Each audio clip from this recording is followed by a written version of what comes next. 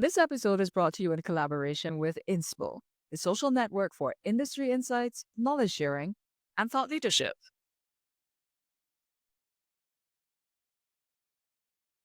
My guest this week joins us from Suriname. I met her 5 years ago when she participated in a regional innovation think tank, and I've been impressed and inspired by her ever since. She really is the epitome of a woman on the rise who pulls others up with her. She is Anushka Varsha Sonai. Do you aspire to an uncomplicated and fulfilling way of life? I'm Diane Squires, aka Deanne. That's what all my friends call me. I'm an island woman living on the island of Barbados and walking my path to a big and simple life. Walk with me and learn with me. Welcome to the Island Woman Podcast.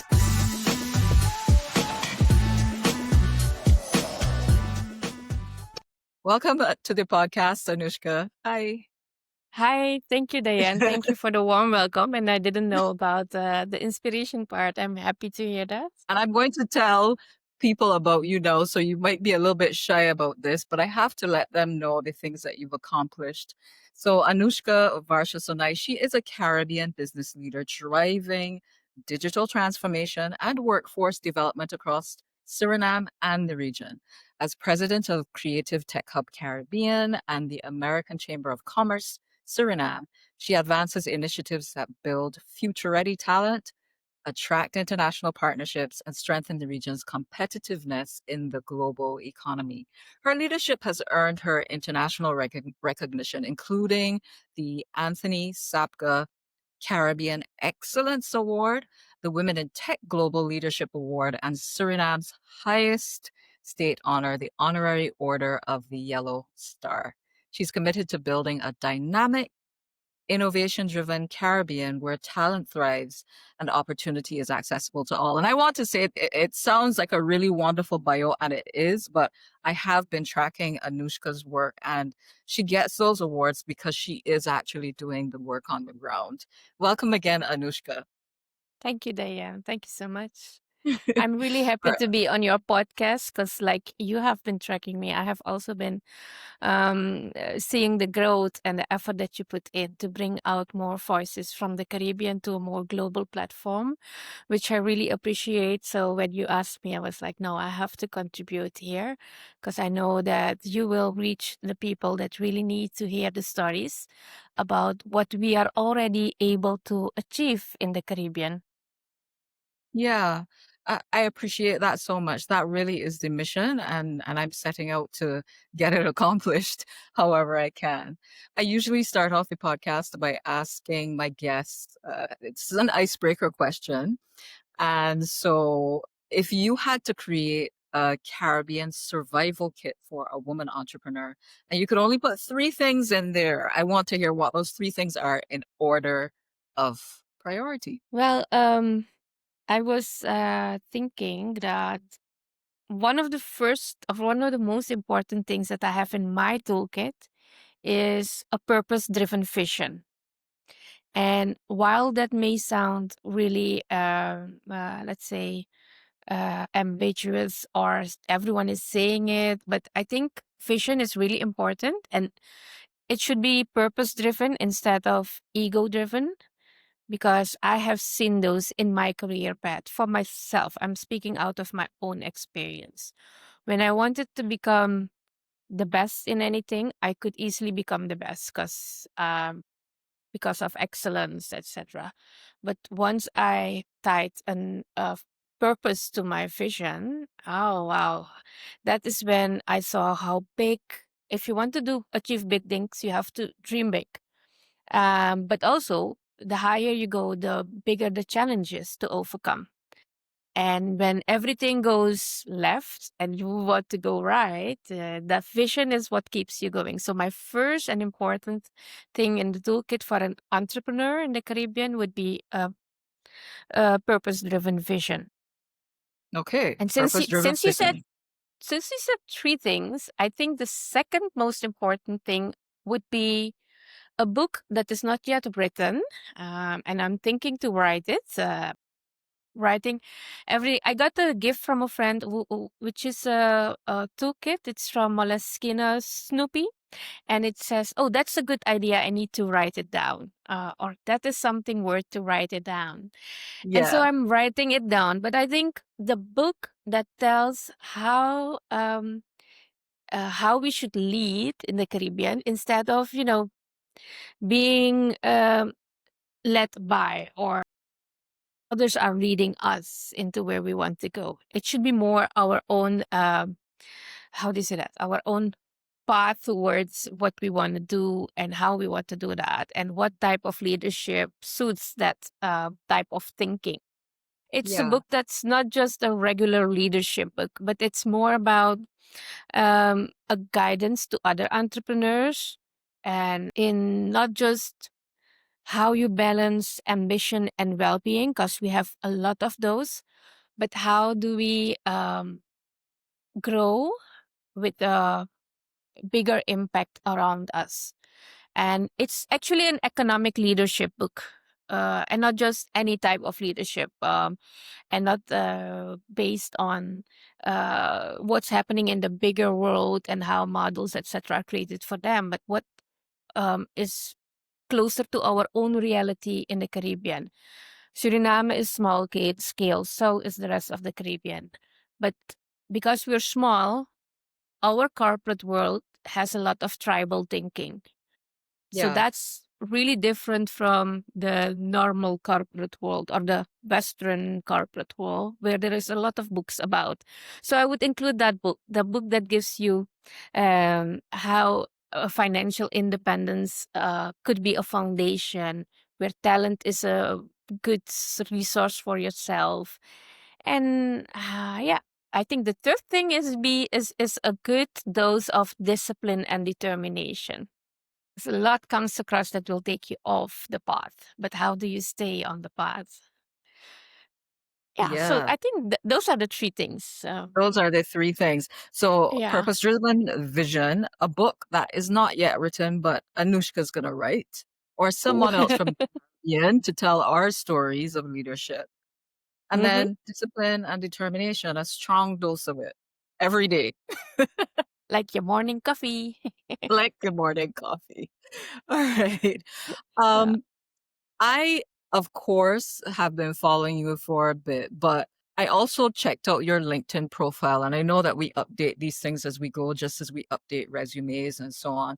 And very similarly to your bio, you say in that profile, you say, I'm an advocate for the advancement of technology and creativity in the Caribbean. And you also say, I aspire to shape a future where the Caribbean region thrives as a hub of innovation and inclusion. And that goes back to your purpose driven vision. But I wanted to ask, do you think women here in the Caribbean are especially important to shaping that future of the region that you envision? And if so, why? Um, First of all, I think men and women are both needed. Um, the men are needed because all sectors have been male dominated for quite a long time, for centuries. But I think what's important from that is the experience. But when you look at the numbers, I think we had a discussion some other time where you saw that if women are developed more, like there is more progress in the region. When you look at the Caribbean, and I always use the hashtag better futures for in the Caribbean, because all of our countries are struggling with brain drain, or people leaving the countries and going abroad to find a better Yes. life. And that started on a personal level when my family was leaving, and I was like, "You're living abroad, but you're always each activity, or a Christmas or Diwali or whatever, you will be like, oh, I wish I was in Suriname. I wish I was in Yes. Trinidad. I wish." But then why do you leave? And the answer is always for better futures. So why not create those better futures here in the Caribbean? So the Caribbean should become the place that retains talent, that is a hub for innovation and digital transformation in the sense of where we have digital first industries, and international investment, but also a place where women and youth scale their business. They're not just part of a program. And that is what you see a lot nowadays, that women are portrayed as this fragile that needs the support or needs to become resilient, which is not adding to the real economic value as it's being measured, which also gives metrics which are not fitting our reality. The work that women do is not just inspirational, because that's how it's always said. Oh, look how inspiring! But it is what more structured, and there is a strategy behind it. Yes. So that is why you will see the numbers that for the last past years, I think with the development of women, we have 30% less of poverty. I looked that up. And that is because women bring a lot of structure, determination, economic opportunity for a bigger group than just for her own business, her own community, but it's for a larger, um, let's say, a larger community, Caribbean community. So I think that is really important in why that is the most important reason. And also, if Yes. you want to develop a region, you cannot do it with just half the population. You should do it with 100%. So, men and women. I'm not Yes. against each of the developments. I'm for more economic prosperity here in the Caribbean, for better futures. And it's quite possible because of the regional competitives that we have together and how women lead in their own way. Yeah, I agree. And, well, I think posted today on LinkedIn, there's a blog that I have out. I do think that because women tend to, in that same report, and I shared this with you, the IDB report, that women tend to invest more in things like healthcare and education and other things that benefit the entire community once their incomes grow. And I really do believe this is very subjective on my part, I guess, but that if we can have more profit-making businesses led by women, I Mhm. think that the growth of our region is going to be quicker, is gonna be accelerated. My view, of course, but always wanted to hear how people weigh in on that. Yes, and I think don't underestimate your view because you have you saw me in the think tank. We met in the regional think tank, Yes, and you were an important part in that. You also got insights from people from. I think we were with 12 Caribbean countries who were contributing to the moonshot. yes, Where do we want the Caribbean? How do we want the Caribbean future to be? And there is also a summit coming up about the future of the hemisphere on this side of the world. Like, how is this hemisphere being led, and how will we develop? So yes, I think the exposure to those type of thinking also shaped your idea of bringing what you are bringing us now. I see your podcasts every week. I cannot look at all of them because of it's course. sometimes. But yes, I think it's important that we have the vision, the confidence to do something, but also shape the agenda of the Caribbean with more topics that benefit a bigger population. And that is why it is important. I'll give you an anecdote, Diane, because you and I are go. I shared um, an opportunity from the UNESCO or the UNDP, and they were doing something with women in the agriculture sector. So I shared it in all the groups that I know where the agriculture people are, etc. And hey, this is a free webinar for women to learn more about agri-tech and all that. So, and I like it that whenever an organization has something to do with tech in the Caribbean, they send to me to disseminate to all these groups. So I Yes. did my regular thing, like disseminating the information to everyone. And then I got a message from someone who is seen as an important player in the agriculture sector in the Caribbean. And he told me, this women thing should end for now and ever. Like, why is it always for women, and this women thing should end for now and forever. Wow. Okay. And I was like, who is this guy? Because it was someone in a group, and I was like, who's this guy? So I was looking at him up, etc. And he is trying to be a leader in the agriculture sector. And I think there was a certain thing of annoyance because Yeah. everything is for women and not for Correct. men. So I think let's not be the persons who are discriminating based on gender. But I also looked up some statistics and I saw that certain facilities are easier for men to get because traditionally everyone expects men to be there. For women, you need an extra encouragement, and that's why these international organizations are doing it like that. And women need an extra help in that. But once they are uplifted and they can go on their own.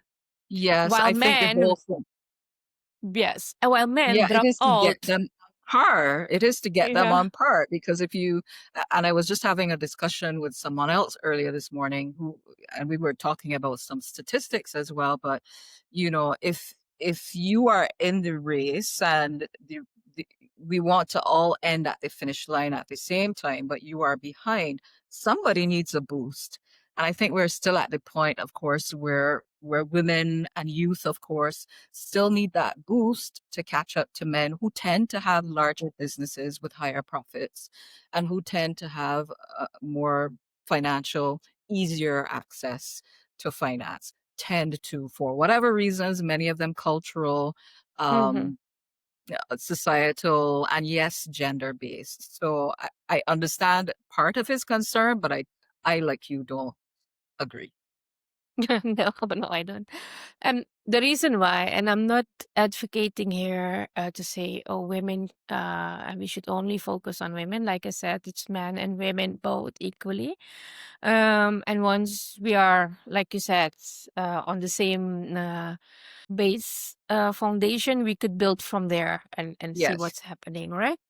So when the opportunities are there and men and women can both participate, because I went further with my research, because I get the feedback as well, and I'm like, am I not advocating too much? And can I not, I do always women and youth, and in youth you have men, women, and all the let's say other genders as we know them. So it's not just Yeah, in men and women; it's just for youth, for everyone, because you don't get opportunities as someone who comes with a CV that has a lot of experience, a lot of training and education, etc. So I did the research further, and I saw that once that um, people are enrolled in certain programs, etc., it's usually that the men drop out. The dropout rate with men is much higher than with women. So once someone sets up a training program, they want a high return on investment. They also want a good result. So they will give it to people who tend to finish the course instead of giving it to a group where they will just end it or whatnot. I'm that not is saying interesting. that's correct. I'm just saying what the data showed, right? So Yes. how do we navigate through all that and see what's happening here in the Caribbean?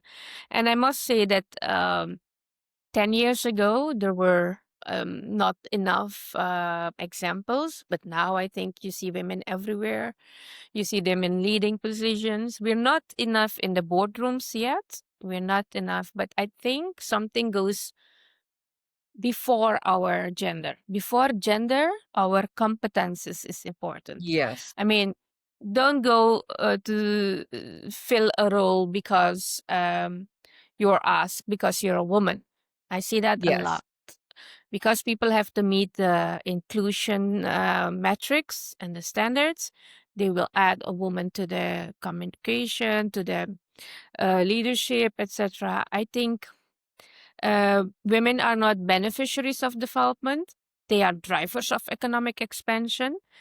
Mhm. When we participate fully in the economy, you see that entire industries grow and families are strengthened, nations are elevated. You see that everywhere. So, but that only happens if we have competent people. And that goes for women too. So we should um, know that ambition follows skills.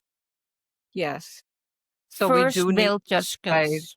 for the competence. I do agree. I mean, and the other thing is, I mean, I just want to plug this in here. There are several competent women who often don't step into their own ambition, I would say, and sometimes that is kind of a cause for concern. But I wanted to talk about you a little bit more because you talked about having that purpose-driven vision. You did say when I realized that. So when did you first decide that your work needed to kind of transcend just the leadership of Creative Tech Hub and to kind of go beyond and take on advocacy and, participation in things like uh, private sector associations or chambers of commerce to have leadership on a national and regional level to start creating that transformation that you want to see? Was there a particular point in time when you said, this is what I need to do actually? Yes and no. Yes, for instance, I saw the company that I was working with exposed me to an event that happened, and I had to represent the company in in a business support organization. And I went there and I saw in the room so many people with a lot of money budget in terms of their companies are big companies. They represent the let's say the upper 10% of the business community in Suriname, and they were all discussing about certain things that are happening from the government side, but also from the private sector side. And I saw that everyone was complaining a lot. There was a lot of complaining, and I was like, but isn't the solution really easy? Like, you have so much capital. If you tell the government, hey, if you don't do XYZ, this and that could happen, and we will not support you anymore, or, like, or could you not give a training to the government people to tell them, hey, this is what you should do? Like, I had so many solutions while in the room, I only heard problems. And I was like, oh my God, this is why things are not moving, because the people who have the facilities to change something, they are entangled in, they're playing the victim card. They're playing the card, the role of a victim that, hey, this is happening to us, etc. Instead of building alliances and speaking from strength. Um, and I was in Curacao. I did a workshop for leadership, leadership development. And someone told me, you should focus on your strengths instead of your weaknesses, because what you focus on grows. And I was like, then is it then good if my weaknesses grow? So I'm becoming stronger on more points. And he said, no, you should, make your strengths better. And I was not happy with his answer, and I was looking for answers. So that kind of triggered me. Those two instances triggered me to look at other things. And I saw that, if you're living in a country where there are not many resources, and that's true for each of the Caribbean countries. We usually don't have the capital, be it human capital, be it financial capital or resource capital. And we have to build that on our own. Then you need to do something that's beyond yourself. Yes. And that beyond myself was through these organizations and as a volunteer, but also in my upbringing. I think it was always something that you should do something that's bigger than you, because you need to become someone in society and help others. And if you are blessed with good intellect, or you have something more than someone else, try to make that more and share with others. Yeah. And that's what I'm doing, like Yeah. setting up a nation building lens and looking at how can this build the nation instead of just myself.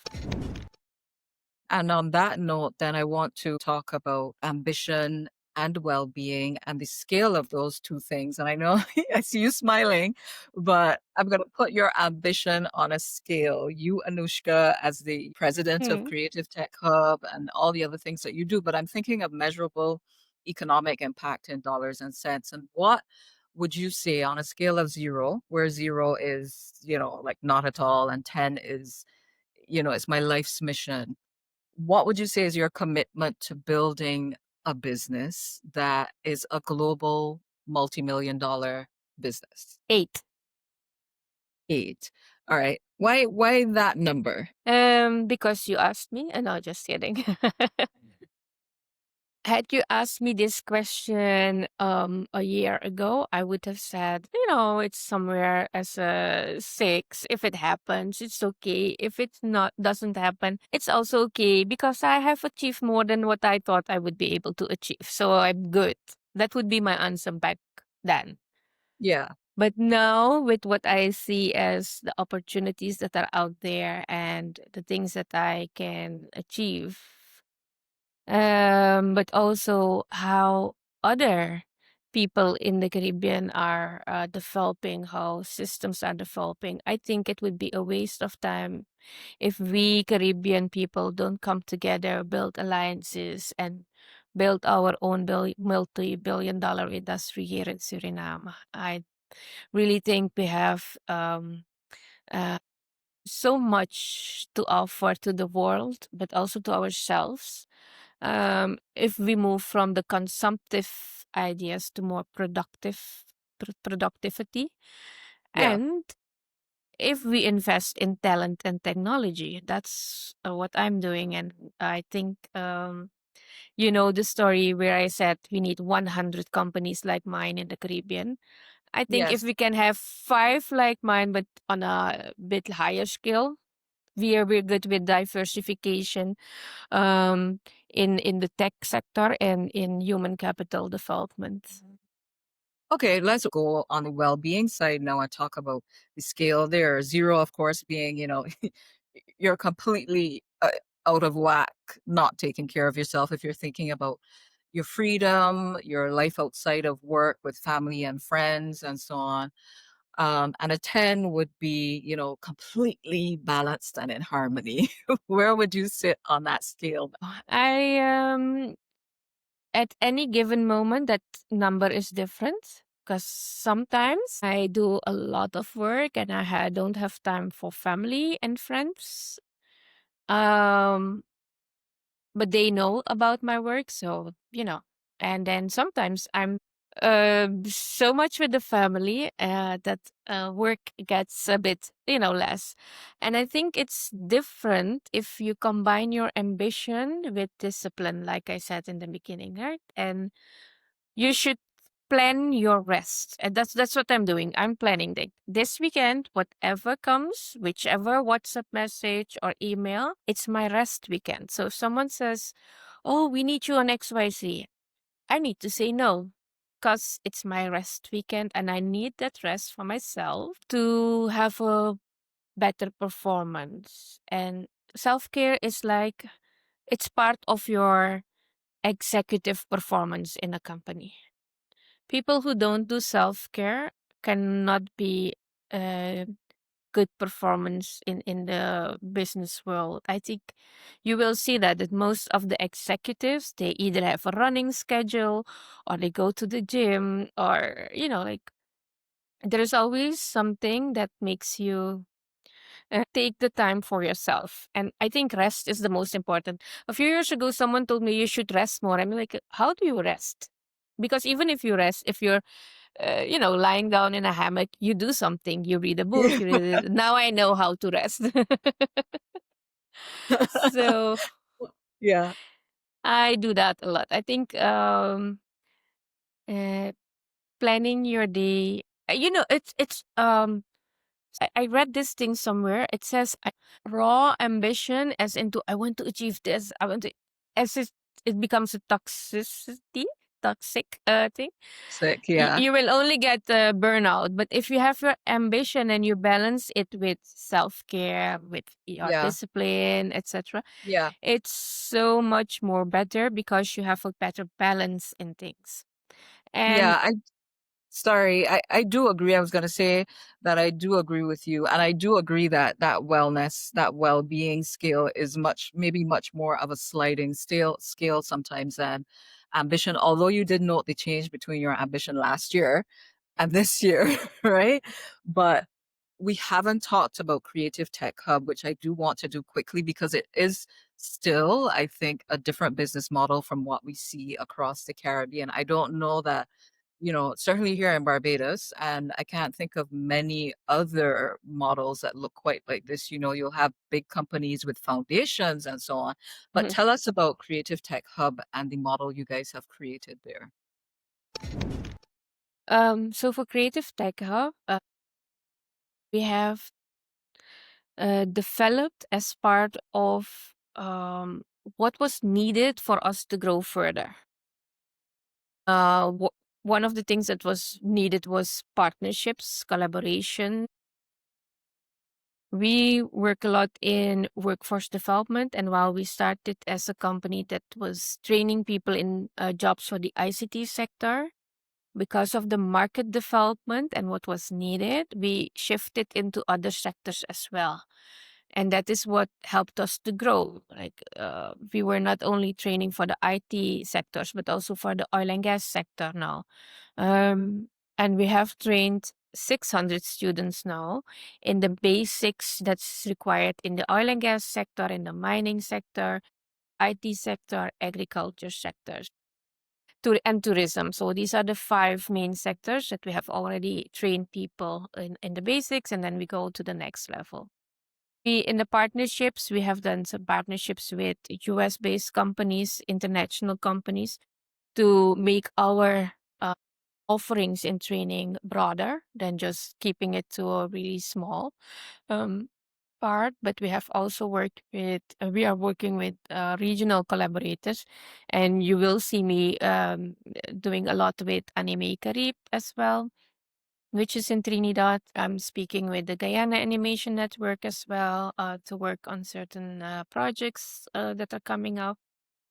That is how we became a regional hub for everything that we do, getting customers from the region, focusing a lot on AI and technology was for us. Making the shift from just building websites to a more AI and data driven company, that was also a really big growing step for us as we grew into one of the companies that had solutions to automate processes of companies with AI and help them develop further on that. Yeah, what we see with Creative Tech Hub is to be a hub where other studios can plug in and we can serve our entire and grow the client base as well. Yeah. And those partnerships helped us to become stronger at the core that we are doing. And if you have the core correct, everyone can plug into that and grow with us. You don't need to, give up your entity. You can be your own entity, be your own consulted person or who you want to be. Have your own branding, but work together with us as an ecosystem partner. We look at the technology and sorry, workforce development ecosystem. These two go hand in hand because every sector now has a tech aspect. We don't Yes. speak about agriculture without speaking about agri-tech. Finance without fintech is not a conversation you can have anymore. Health without health tech is not a conversation anymore. So technology and workforce development are two of our core elements. And with that, we develop ourselves to become good and we bring in partners, which we call ecosystem partners, to grow with us. Yeah. And yeah, that's what I can say about Creative Tech Hub Caribbean. Yeah, it has grown in, I guess, by leaps and bounds. Of course, when I first heard of you, you were digital, I would say a digital marketing company. And then you also did a lot of the training with ICT and so on. And Mm-hmm. obviously that has expanded, as you said, across sectors. So really, really incredible, I think, work that you guys are doing with Creative Tech Hub. So tell our listeners how they can learn more about you, Anushka, but also about Creative Tech Hub, also about the American Chamber of Commerce, Suriname, the activities that you're doing. Where can they learn? Thank you. I know that I didn't speak a lot about the American Chamber of Commerce because that's another organization that I work with. With that organization, we have a better view about the economic developments, and we develop a lot of market insights, etc., for the companies who are working in Suriname and the rest of the region. How to reach us? Well, you could reach us through our LinkedIn. So, I have a LinkedIn page. The company also have a LinkedIn page, but also on our website, creativetechhub.online. You could shoot us an email or send us an Instagram or Facebook or LinkedIn message, and we would be happy to grow. And when you go on the website, you will find our numbers as well. And I think if you are looking for a partnership and you want to strengthen the Caribbean ecosystem in technology and workforce development, you will find your place with either us or one of our partners to partner with and grow with. Yeah. Fantastic. That is good to know. Anushka, I want to thank you so much for being generous with your time today and spending some of it with me. Always a pleasure as usual. And I'm looking forward to having conversations in the future, whether it's through a medium like this or other mediums or other think tanks. Who knows? Thank you Yeah. so much again for being on the podcast with me. Thank you, Diane. Thank you for having me. And I look forward not just to conversations, but also to real collaborations with you. Well, so that is it for now. If you've made it to the end of this episode with us, thank you so much for taking the time. And if you liked it, make sure to share it with a friend or leave a comment or do both. If you watched this on YouTube, give it a thumbs up and subscribe to the channel. Remember, click the bell icon to get notified every time a new episode goes live. This has been episode 4, season 3 of the Island Woman podcast. I'm your Island Woman, Diane Squires, aka Deanne. Until next time.